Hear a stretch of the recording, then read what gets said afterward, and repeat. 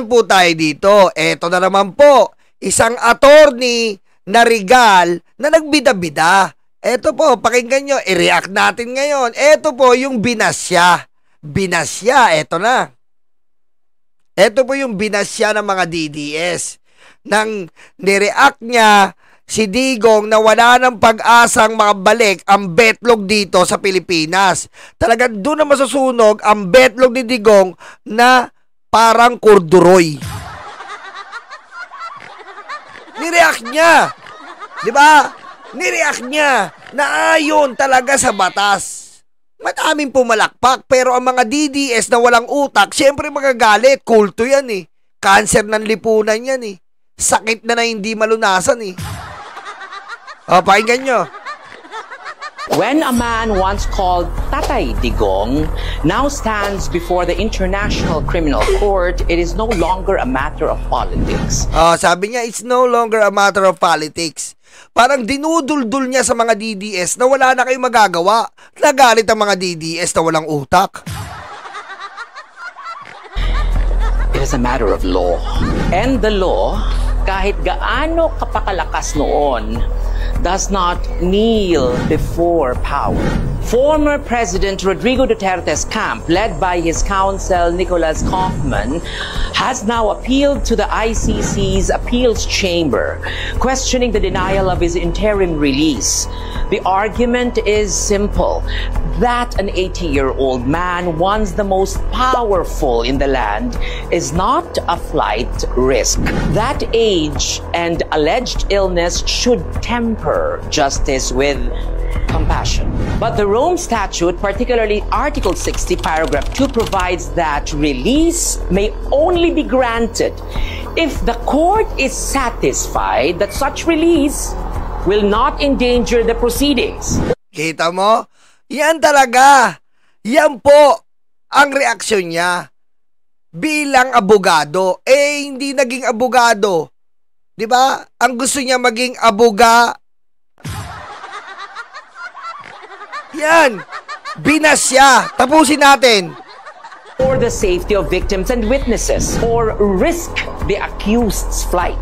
And here lies the crux of it. The ICC did not find comfort in Duterte's assurances. Because how can the court be at ease when even his own family, the sitting vice president herself, has publicly denounced the ICC's jurisdiction? Tignan mo, pati si Sara, kinalaban niya. Tama naman yung ginawa niya eh. Tama, real talk yun. Diba? Si Sara, siniraan yung ICC. Tama naman siya. Binasya dito.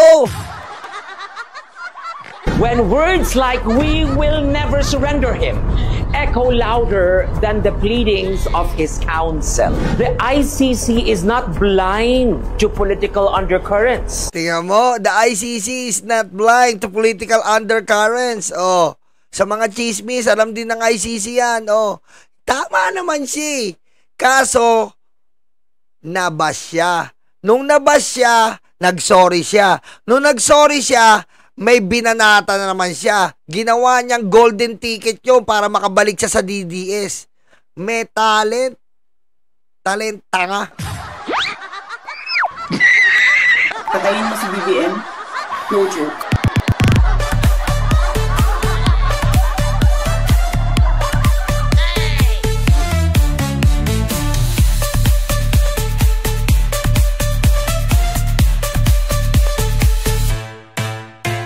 Tama, Walili. Doble kara. Sige mo pa.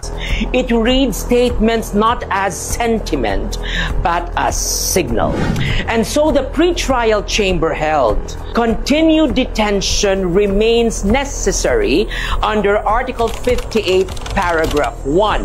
That is to ensure appearance, prevent obstruction, and avert the commission of related crimes. The chamber found the defense's medical claims speculative, the guarantees of cooperation insufficient, and the atmosphere surrounding his detention. Ano pa naman to? Sinuportahan to ng Duterte. Inangat ni Digong yung kamay neto eh. Suportado ni Digong to. Sa pool. still charged with intimidation. Now the appeal moves to the appeals chamber, a higher bench that will not revisit emotion but law. The Kita mo, hindi daw pwede doon emotion, bring backbone. Kailangan batas. Magaling din no? Mamaya babaligtad. Standard of review is not sympathy. It is error in law or procedure. The defense must prove that the lower chamber misapplied the statute or ignored key evidence. Madaling sabihin na mali ang desisyon, pero mahirap patunayan na labag ito sa batas. This is not a retrial of humanity. It is a review of legality. Let us not forget, interim release is not a right. It is... Okay, tamo, interim release is not a right daw sa pool. Balimbing eh. a privilege conditioned upon trust. And when a man's record is one of defiance, when his legacy is marked by thousands of deaths. Okay, tamo? When his legacy is marked by thousands of deaths. Oh, para sinabi niya mamamatay tao. Magaling eh. Magaling. Magaling ka na sana eh. Kaso balimbing ka eh. Pag nababas ka, babaligtad ka agad. Walang paninindigan eh. Galing ng attorney to. Magaling to. Without trial, the court may find it difficult to grant him the benefit of the doubt. In truth, the appeal is as much about perception as it is about procedure. To his supporters, this is a crusade against foreign meddling. To the victims, it is a fight for long-denied justice. Okay, tamo? Tignan mo, sabi niya pa, para sa mga biktima, ito ay laban para sa matagal nang hinihinging hustisya. Di ba? Pero sa mga DDS, ito daw po ay krusada. Krusada. Talagang lalamayan, talagang hindi titigilan, kukrusada nila eh. Pero sa mga biktima daw, ito po ay matagal na hinihinging hustisya. Magaling sana, kaso balimbing eh. And to the law, it is simply the next step in a due process that he himself once denied. Oh, tignan mo. Sabi niya, and to the law that siya mismo na yung due process ay hindi niya ginawa noon. Magaling! Magaling ka na sana eh. High-tech ka na sana eh. Ha? To others. Regal ka na sana. Naging regal shaker ka pa. If the appeals chamber affirms the ruling, Duterte remains detained under the authority of the international community. A community he once mocked as toothless. If reversed, he may walk out but not free. For the shadow of accountability will follow him still. The irony is almost poetic.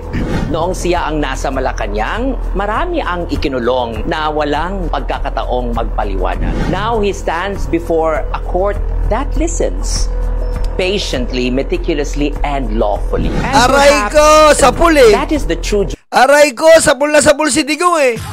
Sapul. Di ba? Lahat. Real talk. Yan ang dapat, yan ang attorney dapat. Okay ka na regal eh. Naging shaker ka pa eh. Justice of it all, that the man who built his power on fear. Tingnan mo ha, yung isang tao daw na binuo yung kapangyarihan niya sa pananakot. Malupit eh. Sabi niya, yung si Duterte daw, binuo yung kapangyarihan niya sa pagiging mananakot. Must now rely on the very rule of law he once dismissed. Okay, tamo, na ngayon ay nag-umaasa sa batas na minsan ay hindi niya sinunod. Magaling! Because in the end, ang batas hindi natatakot. Patay. Hindi napapagod. At higit sa lahat, hindi nakakalimot. Patay! another day. Oh, kita mo, dapat sinabi mo yan kay Bongo rin. Ang batas hindi nakakalimot, Bongo, tanga ka. Mamulalain, thank you. Hoy, mag-like kayo ha. Eto na, oh, edi ngayon. Ayan na yung ginawa niya. Oh, ngayon, eto na tayo. Eto na, magsosorry na si Regal Shaker. Magsosorry. Oh, eto na. Dito na tayo sa sorry. Oh. The conversation dies. The space for both truth becomes polluted and hatred. And that is not how civilized, intelligent people should argue. So let me say this again from my heart, from the bottom of my heart, I am sorry. Puta! Ano yan? Ano yan? Ano yan? Putek na, Tornio! Ano yan? Kadiri! I am sorry to those who felt offended, to those who felt hurt. That was never my intention. But let me also be honest. I never attacked anyone personally. Ay, kadiring abogado, may tae sa bunganga! Detonate!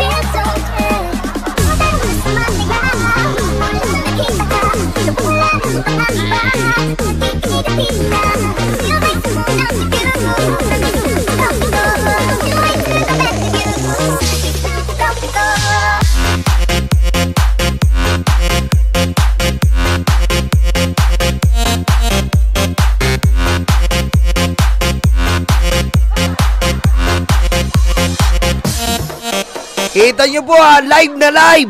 Live na live! Buong Pilipinas kumakain ng tae! Live na live po! Isang abogado kumakain ng tae! Live na live! Wala siyang pakialam basta sinabi ng DDS. Hindi ka namin babalik! Alam ginawa, kumain ng tae! Live na live! I only shared my legal reading, my perspective. And I stand by that. Oh, ba't nag-sorry ka? Legal perspective mo, legal opinion mo, sa karanasan mo bilang abogado, tama naman yung ginawa mo eh. Ba't ka magsasorry kung hindi nila tanggap? Ah, diba? Paano yung essence ng katotohanan? Magsasorry ka, babaliin mo. Abay malupet. Abay malupet. Oh, so fake news ka na. Nagsasorry ka eh. Oh, live na live kumakain ka ng tae ah. Because when I speak from the lens of law, not loyalty. Oh, edi inamin mo na dapat lang kay Digong yun, ba't babawiin mo? Oh, ba't babawiin mo? In the past days, I have been called many things. DDS, DD shit, BBM, Pinklawan, Dilawan, Ultra Pink. As if thought must always have a color. As if truth must always take a side. I have been bashed, cancelled. Alam mo, sa trabaho natin, parehas tayo eh. Sa trabaho natin, huwag kang matakot. Pinagkakitaan mo, takot ka. Diba? Huwag kang matakot. Kung ano yung opinion mo, panindigan mo. Puti ka na yan. Kung makikinabang ka lang, kung siyang ka lang makikinabang sa mga DDS, yun lang ang gusto mong iparating. Ngayon, pag nabas ka, parang hindi mo matanggap, huwag kang vlogger. Huwag kang mag-vlogger. Diba? Atin ka na lang ng hearing. Oh, pero na nakikinabang ka sa mga views, okay lang. Ngayon binabas ka dahil hindi matake, galit ka. Hindi mo matanggap. Oh, ano gusto mo? Sa social media world, lahat tanggap ka. Hindi naman pwedeng gano'n, lahat tanggap ka. Mami Irene, Daddy Armin, thank you po. Ano gusto mo? Kapag gusto mo, nakikinabang ka, ang taas ng views mo, million views ka, ang dami mong followers. Kamig ka ng kamig. Pero, pag nasita ka, hindi mo na kaya, magsusorry ka kasi mawawala yung pakinabang. Hindi ganon. Huwag ka mag-vlog. Magkulong ka sa courtroom. Diba, ginusto mo mag-vlog eh. Ginusto mo mag-vlog, panindigan mo yan. Ngayon babaliin mo yung senaryo mo. Ba't ka magsasorry kung sinasabi mo yung totoo bilang abogado? Kain tayo, men. Followed and condemned not for lying but for thinking differently. And yes, even the governor of Cebu has joined the fray. Ano pakialam mo sa kanya kung DDS yun? Ba't nag-aalala ka? Anong pakialam natin sa lintik na mayor ng Cebu? Kung sino man yan na politiko na yan. Kung pinaninindigan mo yung salita mo, ba't ka magsasorry? Wala ka, cloud chaser to. Reducing me to name-calling, that is painful and derogatory. Hindi talaga pwede. Huwag ka mag-vlogger. Nasasaktan ka pala eh. Hindi ka pwede rito. Hindi ka pwede rito. Hindi ka pwede dito. Dito kami nga, Dito kami. Inaatake ako dito, Sinasagot ko live na live. Wala ka pala eh. Huwag ka mag-vlogger. Magtiri ka ng kandila sa simbahan para talagang hindi ka nasasaktan. Patayin mo si BBM? No joke.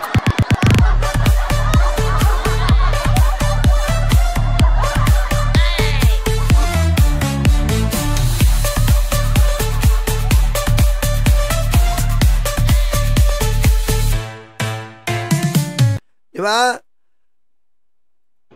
Especially if you are not from my community.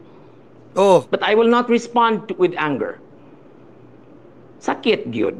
Sakit. Anak ka ng weteng na turingang abogado. Ang hirap talaga pag kumakain ka ng ang hirap talaga pag kumakain ka ng tae. Buong katawan mo babaho eh. What the fuck?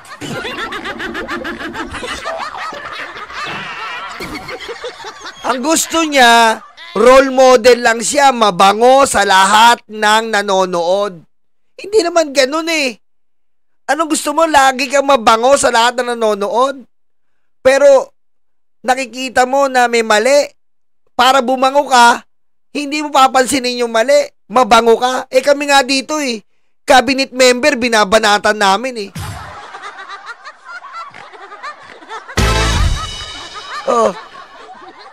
Kasi may mali. Cabinet member ni BBM, binabanatan namin eh. Kasi may mali.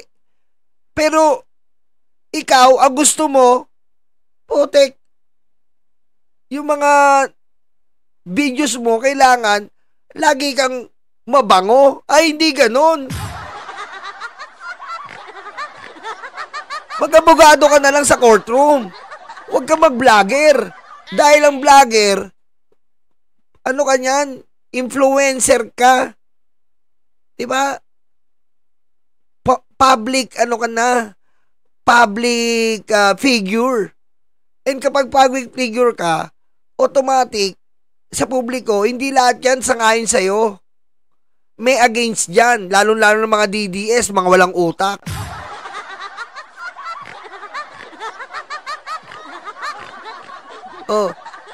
So kung nag-vlog ka lang para pasayain ng tao, nag-vlog ka lang para pasayain ang sarili mo, ikaw lang ang makinabang, abay wag ka mag-vlog. Tama si Pretty 27.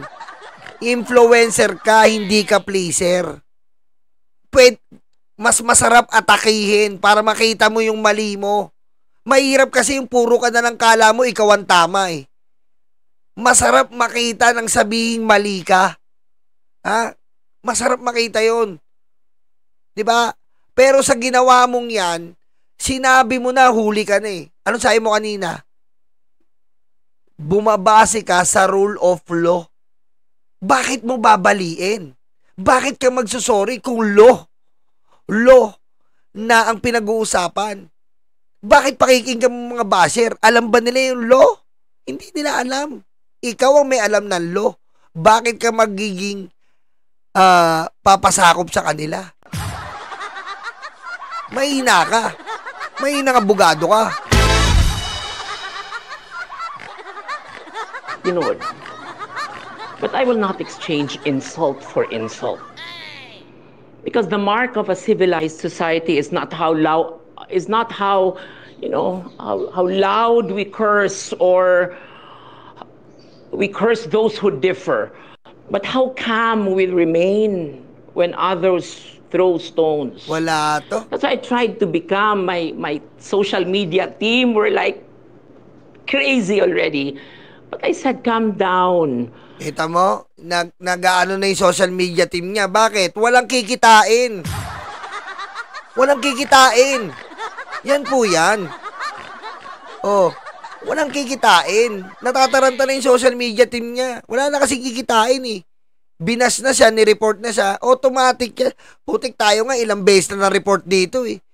Ilang beses na tayo nawala ng channel eh. Pero diretso. Wala kang pakialam, opinion mo yun eh. Panindigan mo, pag nasa tama ka, lakaran mo. Hindi yung nasa tama ka, putik, may tai lang dyan, iiwas ka, babalik ka na. Hindi. Oo. Nasa tama ka, daanan mo, kahit tumarang yung tae, apakan mo.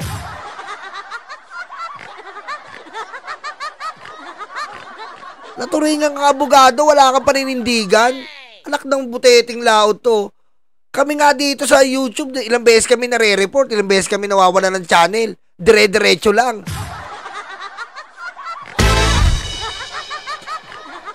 Kung takot ka na mabas ka, kung takot ka mawala yung page mo, huwag ka mag-vlogger. Lalo na sa politics. Ha? Magmadre ka.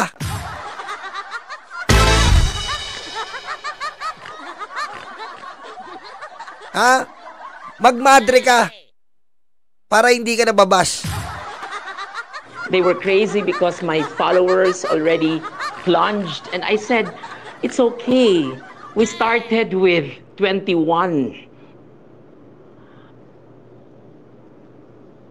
To plunge it down and to have it go down, it does not matter because that's not my advocacy. Oh. I have never... Binabali mo yung sarili mo eh. Advocacy mo pala yung tungkol sa batas, maraming matututunan. O ngayon nagsusorry ka, anong ibig sabihin ng binag mo? Nagsorry ka, mali yung vlog mo. O paano yun? Ba't ka sorry? Tama yung vlog mo. O, walang logic eh. I have never in my wildest dream thought that I would reach this social media peak. My goal in life was just to have at least 25,000 followers. So you may disagree with me all you want. You may not like my POVs, but please, never resort to ad hominem attacks. Anak ng weteng, mahinang nila lang to. Mahinang nila lang po. Mahina to. Wala to. Ngayon, ayan po ginawa niya. Ayan po ang ginawa. Ngayon, para makabawi, kumuha po ng golden ticket. Ha? Sinong golden ticket niya? Siyempre, sabi ko nga sa inyo, ang golden ticket na ginawa para makabalik ang suporta ng DDS, si Martin Romualdez. Oh, eto. He says he wants the truth. But when the truth begins to surface, he's the first to grab a mop, not to clean, but to erase. Patay! Bawing-bawi, bawing-bawi, bawing-bawi, bawing-bawi, bawing-bawi. Napakagaling, palakpakan ng kain-tain na yan.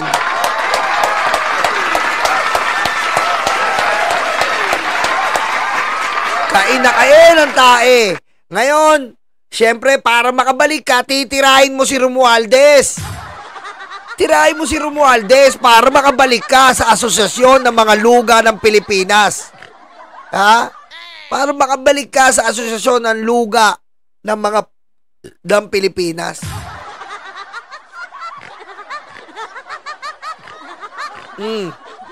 Ngayon, kaka-upload niya lang, Martin Romualdez kagad. Bawing-bawi.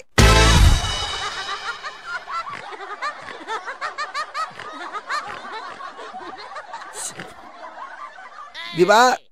Pagkatapos kumain ng tae, nilunon. Nag-dessert pa. Ano dessert? Uminom ng luga. Patayin mo si BBM? No joke.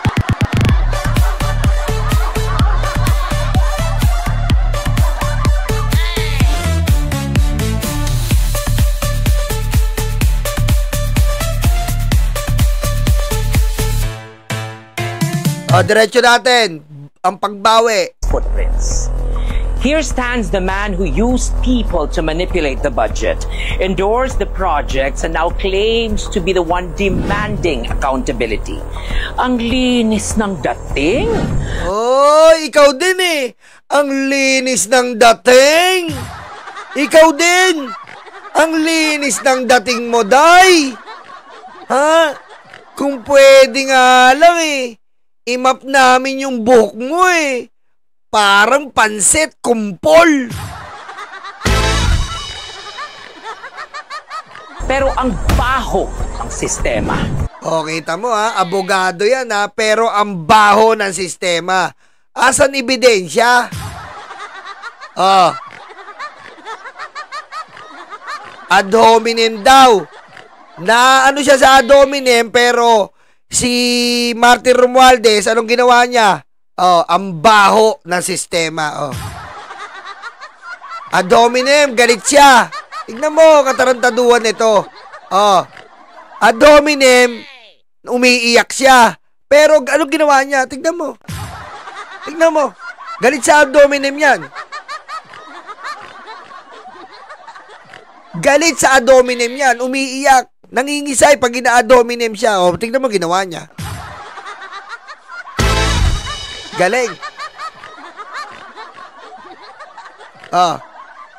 Yan. Yan may paninindigan na abogado. Manang-mana kay Roque. Diba si Roque dumidila ng betlog? Sistema.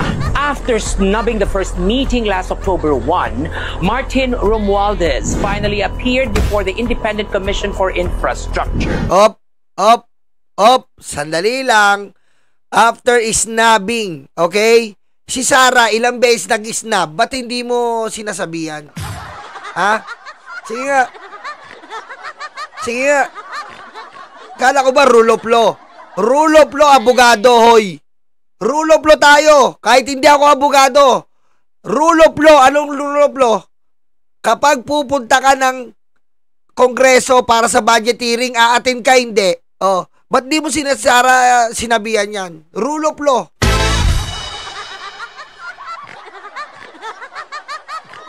Ah. Hearing na ng budget ng OBP yun ha. Hindi umaten. Si Martin Romualdez nag-resign. Nakikipag-coordinate sa ICI. Oh, si Sara ba na i-vlog nyo na kupal na hindi umaten ng budget hearing niya? Tapos magre-reklamo ba't binawasan? Sino kupal?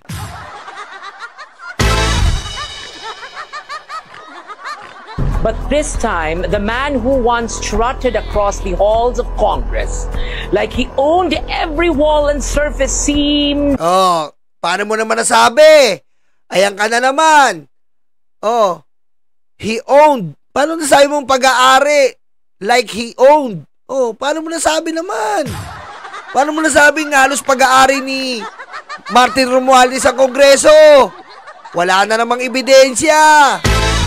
Sus mio. Smaller. The confidence that once filled the room had melted. The aura of arrogance gone. Replaced by a forced composure and the uneasy calm of someone who knows that this time the walls are watching back.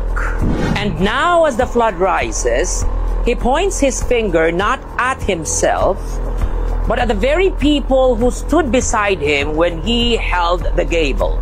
Suddenly, it's Zaldico. Suddenly, it's Cheese Escudero. Nako po! Bayad na bayad ah!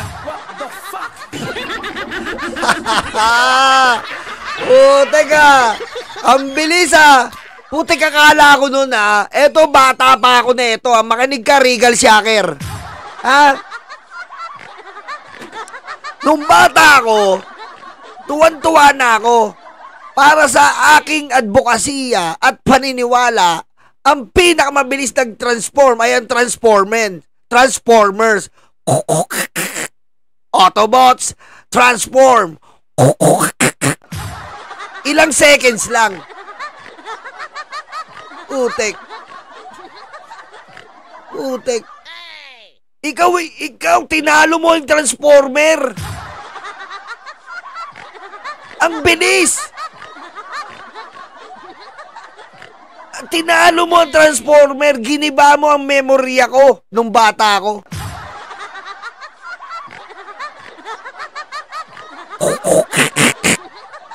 Ang bilis mo! Ganyan ang husay ng narrative control. The art of washing hands while others drown. Oh, kita mo? Paano mo naman nasabi yung the art of narrative control? Washing hands. Yung iba naman nalulunod. Paano mo nasabi? Oh, abogado ka. Nasaan ebidensya mo? Huwag kang tanga. Huwag kang tanga. Nakakahiya yung ginagawa mo. Huwag ka na mag-abogado. Magmadre ka, leche. Wala kang puso, hayop ka.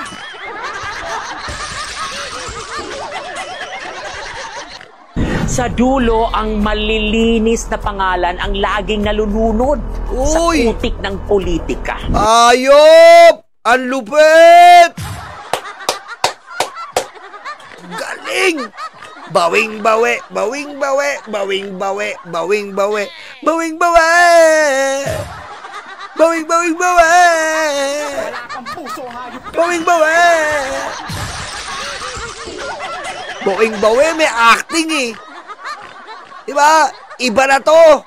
May acting na, men. May acting na eh. Umacting.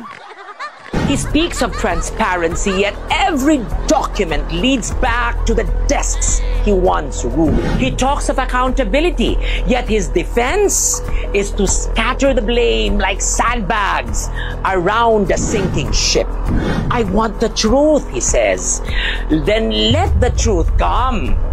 Oh, tama. Let the truth come. Oh, nasa ng ebidensya? Abogado. Asan na ebidensya mo? Oh, galit ka sa ad hominem. Anong ginagawa mo ngayon? Tinatambakan mo. Butete. Even if it washes over those who once carried his cause. Because sometimes the dirtiest hands are the ones holding the broom. Shh. Another day, another Regal. Galing, Regal Shaker. Patayin mo si BBM. No joke. Kadiri.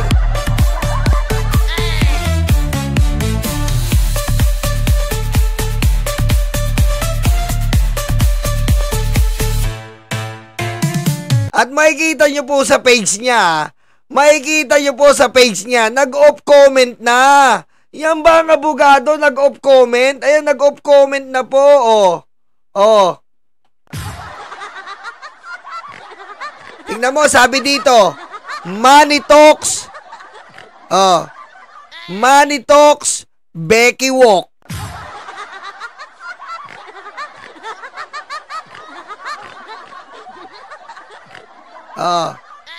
Eto, ang sabi ni Mars Martipo, twisting para-paraan but not again.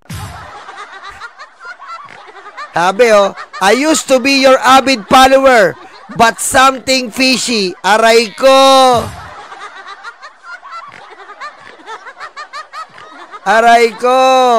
Sabi ni Manolo Esqueta, turning around again, 360 degrees. Aba, dinaig mo si Michael Jordan? Ha? Putik iba pala to eh. Dinadaig si Michael Jordan sa pag-iikot eh. Bukod sa Transformer. Michael Jordan, isang ganun lang sa...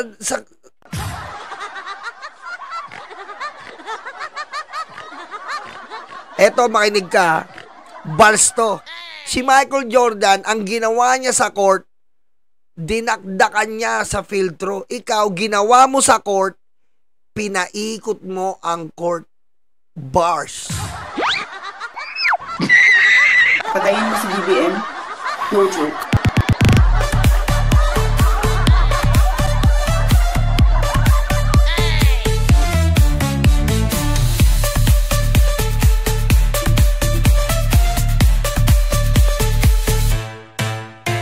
Nakakaya, no? Ayan po. Oh, kitang-kita nyo. Kabilis. Ang bilis mag-transformer.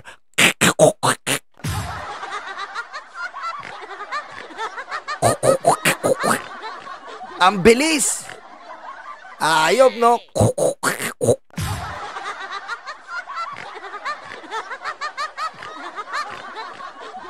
Hindi ko alam kung Becky. Hindi ko alam eh. Pag may tumigas dyan, ayun yan, Becky yan.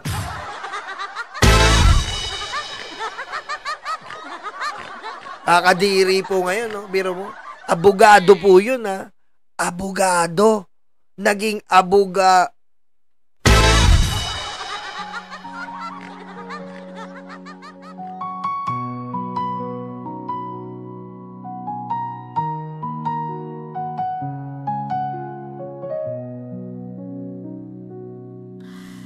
Ilan oras sa trabaho, kapiraso ang sweldo. Habang sila nag-aantay ng porsyento, kami ang nakukuba, hirap at nagdurusa. Iluluhon nyo lang pala aming mga pera. Galit at puot, hindi ito matatapos. Hindi kami titigil, boses man ay maubos. Kinamkam nyo lahat ang aming pinaghirapan. Kayo ang salarin sa luha ng bayan. Galit at puot, hindi ito matatapos. Hindi kami titigil, boses man ay maubos. Kinamkam nyo lahat ang aming pinaghirapan. Kayo ang salarin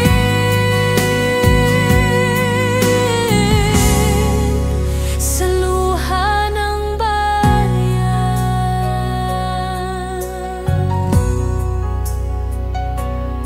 Sa kislap ng salapi nagbago ang mga anyo. Itim ang kulay na dumadaloy sa inyong dugo. Malansang katauhan, hindi nyo na matatakpan. Nakabarong na pala ngayon ang mga kawatan.